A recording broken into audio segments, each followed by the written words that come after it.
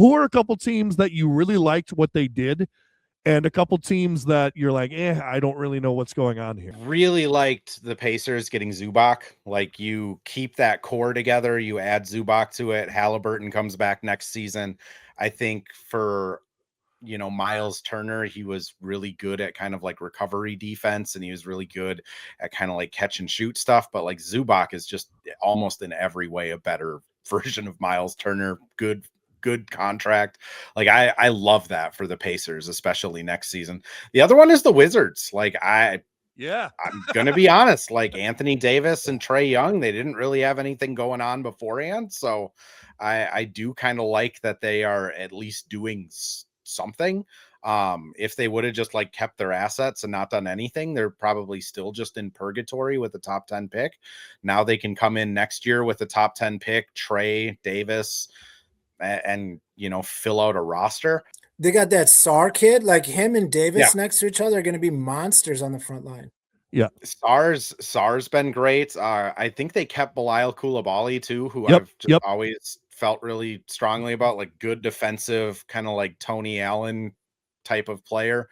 Teams that were like just confusing though, like Dallas, I thought was really weird. Like, I get you have to get off the Davis contract if he's threatening to have surgery rather than come back and play, but it's just I'm just not sure what that front office is doing at this point. Like, it just seems like it's very scattered around flag, which is something I wouldn't particularly want to do.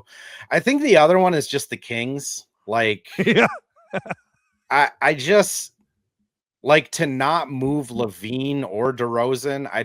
Monk didn't get moved either from what I saw. Like, to not move any of them, and potentially all of them could just leave for nothing in free agency. I mean, it's just really poor asset management. I mean, if you're going to lose somebody in free agency, even if you can get like a second round pick, it's better than nothing. And they're still going to be in this purgatory where they're going to get like the 15th overall pick. So they're not even like tanking well. It was just a really that's probably more so than the Bulls, more so than anyone else. It's just kind of like, why aren't you doing anything, I guess? I hate so much about the things that you choose to be. I mean, the Kings came out yesterday. I think the coach, Christie, said, we're going to start playing the young guys. Well, then why didn't you get rid of your old guys? Like, what? Yeah. Are they just going to sit there and make money?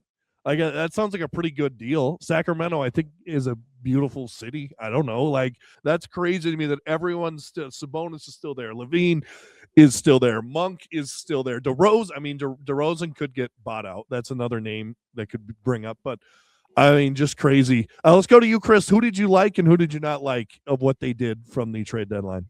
Like you said, the Pacers were cool. I like that they got Zubac. He's a beast. Very underrated.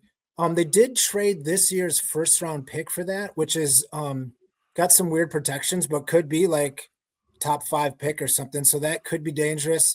But I think there's a gap in those protections, so they still might dodge that hurdle. I was big on Memphis getting rid of Triple J just because I don't like him and his contract is pretty aggressive. And I think if your team is bad and you've got a huge expensive contract that doesn't, like, he's a unique player that you kind of have to have a unique team build around, get off of that. The Timberwolves are one of my favorite teams, what they did, just because they didn't give up much and they got a quality piece. I think this whole trade deadline is going to take a little bit of time to understand because there was a lot of big moving pieces and a lot of draft assets that I don't even know what the protections are. Like, they could be great picks or they could be terrible picks. So it's going to take some time to figure it all out. Today's show is brought to you by 612tees.com. Cole at 612tees designs awesome shirts for yourself or the Wolves fan in your life. Check them out at 612tees.com and use the promo code RUN25 at checkout, or just click on the link in the description to get 25% off your purchase. That's at 612tees.com. Link in the description. We had the Shams thing with the Giannis last night saying, oh, don't go to sleep tonight. And then the least exciting day was the actual trade deadline day. Like, the biggest move was probably Zubac and Benedict Mathurin. So everything seemed to happen before that. mine, I got a couple. So moves that I actually really like are OKC. I know they traded for Jared McCain. Take a flyer on him, a nice young player who, let's be honest, OKC does not need more nice young players. It seems like they have enough, but they got another one for them, particularly with Jalen Williams out maybe a little bit, maybe a little assurance. Shea's out for a little bit, at least till the end of the trade deadlines, or excuse me, the All-Star game. I like that move a lot. Another one, I actually don't mind what the Clippers did. I mean, Garland and Mathurin, great scorers out there. James Harden, I don't know if the book's out on him, not scoring wise, but culture wise, it seems like he's kind of cancerous everywhere he goes. Maybe that was kind of holding them down. It did seem weird that they made that move, particularly since they've been playing better lately. Another one I really like. Actually, I know we were talking about Kobe White on this, but Charlotte, I like that they're making moves to try to get in contention here. Like Kobe White, just another scorer to that team who's been playing awesome lately. I think that could be great for them, and I think it's great for Charlotte fans who got so excited when they got LaMelo Ball, and it's just at best been playing hell for them. And maybe they can make a move. I'd love to see it. I'm not saying they're going to win the East. I'm not saying they're going to contend, but I would love to see them make the playoffs. I would love to see Con Knipple in the playoffs. And then one sneaky one, and I'm sorry, fans, you're not going to like me for this one. Like if you didn't like me for the OKC one, you're not going to like me for this one. I think the Lakers just getting Luke Kennard, just a shooter around Luka, is probably a pretty good move. And then Gabe Vincent, I was reading an article, not really a needle mover at all. So I think that's a win for them. Moves that I didn't like necessarily were really the teams that didn't do much. Houston, I think not doing anything and not getting a guard is putting a lot of onus on Reed Shepherd to be the primary ball handler, not even in the regular season, but in the playoffs.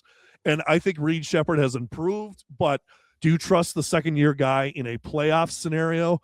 We'll see. What are you going to do today, Napoleon? Nothing! Obviously, Milwaukee, for all the crap they put all of us through. And I don't know how much of it was their front office. I don't know how much of it was Shams. I don't know how much of it was ESPN. But you get promised a package for Giannis, and all you get is Ojman Jang. I mean, that's a rough trade deadline. And then, like you're mentioning, the Kings, like what? Like all you get, DeAndre Hunter, another veteran guy who's just gonna come in and do what exactly? I don't know. Instead of getting rid of their veterans, they got rid of the one guy that fans like over there in Keon Ellis. Like what are they doing? I don't understand, but none of it makes sense. Like Westbrook didn't get moved. Like you couldn't have moved him at minimum for a second. Like DeRozan, you couldn't move someplace for just a different dead salary in a sec. Like there are, I don't know, maybe just nobody was interested in Levine, which certainly could be, but like there are bad contracts everywhere in the NBA, and sometimes they're competitive teams. So, and then to your point of just like, they have like Keegan Murray now is the only like real young guy that has been playing well, and he's owed a ton of money. Sabonis is owed a ton of money. You just mentioned his name, the guy from Cleveland that they got, who have already Hunter DeAndre. Hunter is getting paid like quite a bit for what he's been able to do in his career. Like it just, they've kind of stacked up bad future contracts and didn't move any of their assets. It just doesn't make sense. Like I kind of shout out Pierre, local Minnesota sports guy, does a lot of stuff on the Vikings, but he's a diehard Kings fan. And sorry. Hopefully his heartburn settles down tonight, because I'm sure he's feeling it. That Houston take was good with as many guards that are even at least somewhat impactful, that moved hands for relatively small prices. My prices are so small you can barely see them. This is some small prices. It is surprising that Houston didn't put a feelers out for a couple of them. It's a lot on Reed Shepherd, man. Like it's kind of the opposite of our scenario. We did not trust our young point guard. They're trusting their young point guard from Kentucky a lot.